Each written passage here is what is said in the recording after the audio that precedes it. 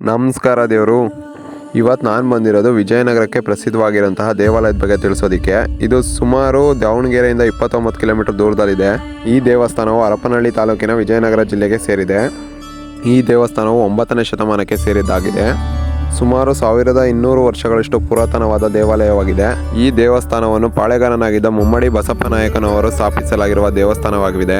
ಈ ದೇವಸ್ಥಾನವನ್ನು ಉಚ್ಚಶೃಂಗಿ ಪರ್ವತವೆಂದು ಕರೆಯಲಾಗುತ್ತದೆ, ಏಕೆಂದರೆ ಈ ಬೆಟ್ಟವು ಅಮ್ಮನವರ ಮುಖದಂತೆ ಕಾಣುತ್ತದೆ.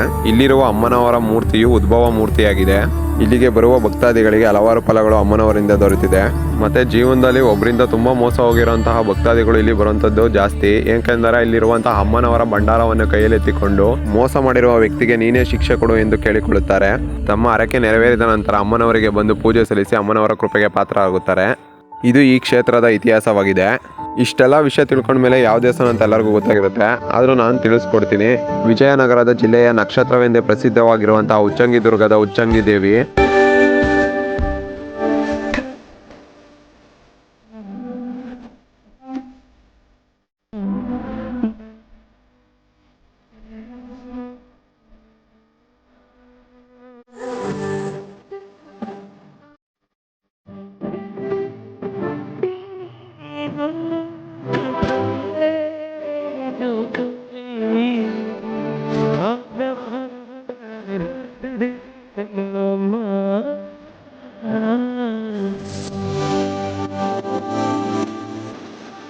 ಕಾಲು ಹೊತ್ತಲೇನು ದೃಷ್ಟಿನ ತೆಗೆಯಲೇನು ನೀನದೆ